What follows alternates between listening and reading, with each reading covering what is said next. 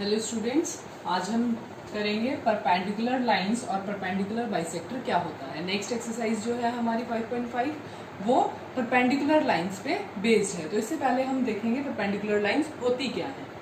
When two lines intersect and the angle between them is a right angle then the lines are said to be perpendicular। जब कोई भी दो lines intersect करती हैं, मान लीजिए ये एक लाइन है और एक ये दूसरी लाइन है, जब ये दो लाइंस इंटरसेक्ट करती हैं, एक दूसरे को इंटरसेक्ट कर रही हैं इस पॉइंट पे और यहाँ पे ये 90 डिग्री का एंगल बनाती हैं, इस पॉइंट पे जो है 90 डिग्री का एंगल बनाती हूँ, उस टाइम पे हम क्या बोलते हैं, ये लाइन हमने L मान ली और ये M मान ली कि लाइन L जो है वो M के परपेंडिकुलर है। एग्जाम्पल है आपके पास इंग्लिश अल्फाबेट T। अब देखिए इस T में इस तरह से है, ये जो लाइन है ये इस लाइन को इस पॉइंट पे कोइंसाइड कर रही है, यहाँ पे इंटरसेक्ट कर रही है और यहाँ पे ये दोनों जो है 90 डिग्री का एंगल बना रही है। तो इसका मतलब ये जो है लाइन इसके परपेंडिकुलर है। ठीक है। Next, edges of a postcard. Postcard आपने देखा होगा, इस तरह से आपका पोस्ट कार्ड होता है। तो ये जो एजेस हैं इसकी, ये वाली इस पे परपेंडिकुलर है, ये वाली इस पे परपेंडिकुलर, ये इस पे परपेंडिकुलर, तो ये सारी जो है परपेंडिकुलर। इसी तरह से जैसे हमारा रेक्टेंगल होता है, स्क्वायर होता है, उन सब की लाइंस जो हैं वो आपका ये बोर्ड है, इसको भी आप देख सकते हैं, ये वाली जो एज है ये इसके परपेंडिकुलर है। यहाँ पे ये जो है ये थोड़ा सा यहाँ से टिल्टेड है, बट ये अगर हम ये वाला पोर्शन देखेंगे तो ये 90 डिग्री का एंगल बना रहा है यहाँ पे।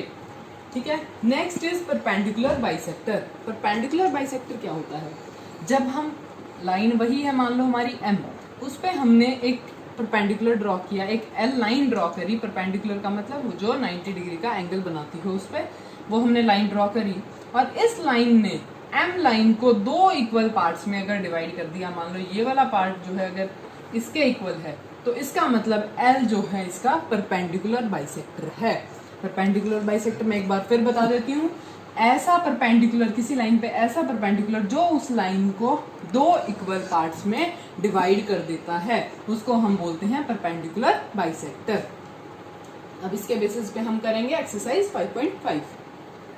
Exercise 5.5 question number 1 is which of the following are models for perpendicular lines. आपको कुछ पार्ट्स दे रखे हैं, वो पूछ रहा है कि इनमें से कौन से मॉडल जो हैं वो परपेंडिकुलर लाइन के एग्जांपल हैं। First one is the adjacent edges of a table top. Table का टॉप आपका इस तरह का होता है ना, तो इसमें आपको ये पूछ रहा है कि ये जो एडजेसेंट कौन सी होती है बेटा, साइड साइड वाली, एक दूसरे के पास वाली। तो ये वाली जो एज है वो इसके परपेंडिकुलर है, ये वाली एज इसके परपेंडिकुलर, ये इसके, ये और इसके परपेंडिकुलर। तो आप देख सकते हैं आपके घर में कोई भी स्क्वायर या रेक्टेंगल टेबल होगा तो उसकी एजेस जो है वो 90 डिग्री का एंगल बना रही होंगी। तो ये आ जाएगा आपका yes. Next B part, the lines of a railway track. Railway track की लाइंस आपकी इस तरह से होती हैं, तो क्या ये परपेंडिकुलर है एक दूसरे के, क्या ये 90 डिग्री का, ये पहली बात तो ये इंटरसेक्ट ही नहीं हो रही है, एंगल तो कहाँ बनाएंगी, तो इसलिए ये दोनों लाइंस कैसी हैं आपकी, पैरेलल लाइंस। इस केस में आपका आ जाएगा no. The line segment forming the letter L। L जो है, L में आपका आप देख सकते हैं ये लाइन स्ट्रेट है और ये इस तरह से 90 डिग्री का एंगल बना रही है, तो इसका मतलब ये हो जाएगा आपका yes. Next the letter V। V में आप देख सकते हैं 90 डिग्री का एंगल नहीं बन रहा है। आप देखेंगे V बना के उसको मेजर करके देखना, ये 90 डिग्री का नहीं बनेगा, ये एक्यूट एंगल बनेगा, तो इस केस में आपका आ जाएगा नो।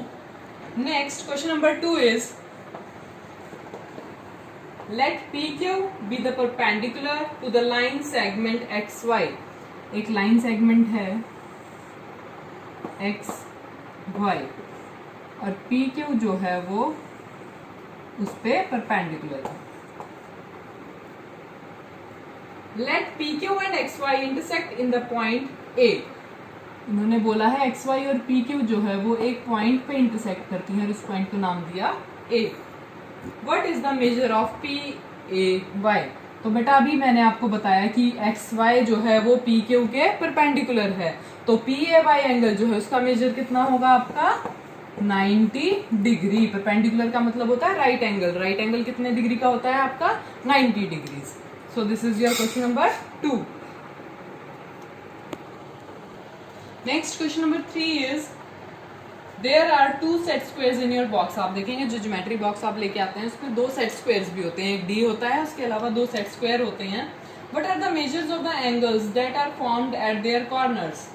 आपने देखा होगा सेट स्क्वायर कुछ इस तरीके का होता है बेटा।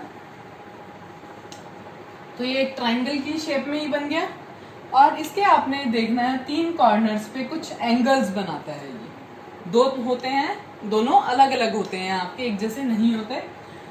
Do they have any angle measure that is common.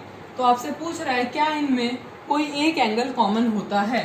तो एक जो सेट स्क्वायर होता है आपका वो होता है 30 डिग्री, 60 डिग्री और 90 डिग्री। उसमें आपके ये 3 एंगल्स होते हैं। और एक होता है 45, 90 एंड 45। आप देखेंगे आपके ज्योमेट्री बॉक्स में होगा सेट स्क्वायर, उसके एंगल्स आप देखना, एक बार मेजर करना। एक एंगल तो आपको देखते ही पता लग जाएगा जो कि है आपका 90 डिग्री का। तो आपने पूछा है कि कौन सा एंगल इन दोनों में कॉमन होता है। तो 90 डिग्री का एंगल जो है वो दोनों सेट स्क्वायर्स में आपका कॉमन होगा। Next question number 4। Next question number 4 is study the diagram. आपको ये डायग्राम दे रखा है, इसको आपने स्टडी करना है। इसमें देखो जो लाइन L है, द लाइन L, ये पूरी जो लाइन है ये L है, ये किसके परपेंडिकुलर है? लाइन M के।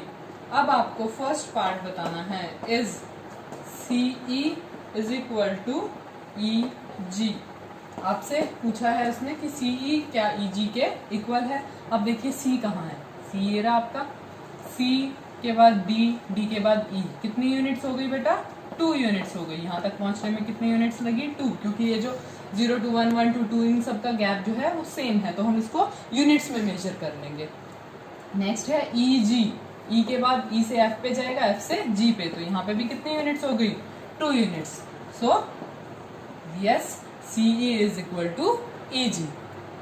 Next B part, second part is does PE bisect CG। P यहाँ पे एक पॉइंट है, PE जो है वो CG को बाइसेक्ट कर रहा है या नहीं कर रहा। तो आप देख सकते हैं फर्स्ट पॉइंट पे हमने प्रूव किया है कि CE जो है EG के इक्वल है। तो CE EG के इक्वल है, तो इसका मतलब PE जो है वो इस CG लाइन को बाइसेक्ट कर रहा है। मैंने आपको बताया था बाइसेक्टर क्या होता है, जो एक लाइन को 2 इक्वल पार्ट्स में डिवाइड करता है। तो yes, because CE is equal to EG. Next, C part. Identify any 2 line segments for which PE is the perpendicular bisector. 2 ऐसी लाइंस बतानी है आपने जिसके लिए PE जो है परपेंडिकुलर बाइसेक्टर है। तो पहले आप देखेंगे DF एंड DF। जो D और F है इस लाइन के लिए DE भी एक यूनिट है और EF भी एक यूनिट है। इसका मतलब DF का परपेंडिकुलर बाइसेक्टर हो गया PE। नेक्स्ट है आपका CG। C और G देखिए आप, CG लाइन ये है, CD DE 2 यूनिट्स हो गई। यहाँ पे EG में भी आपकी 2 यूनिट्स हो गई। इसका मतलब CG का भी परपेंडिकुलर बाइसेक्टर है। And next is B। ठीक है, बस आप यही 2 लिख सकते हैं, 2 ही पूछी हैं आपसे। Next D part, are these true. आपको 3-4 पार्ट्स दे रखे हैं, पूछ रहा है कि ट्रू है या नहीं। First is AC is greater than FG। AC देखिए आप कहाँ पे है, AC में कितनी यूनिट्स हैं बेटा? 2। एंड FG में 1 यूनिट है, तो इसका मतलब AC बड़ा हुआ। यस।